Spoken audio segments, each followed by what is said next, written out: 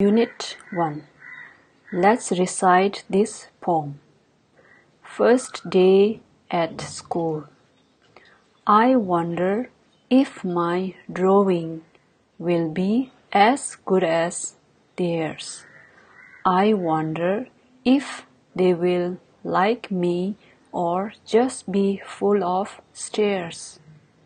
I wonder if my teacher will look like mom or gran. I wonder if my puppy will wonder where I am. By Ellen Fisher. New words: wonder, drawing, stairs, gran, puppy.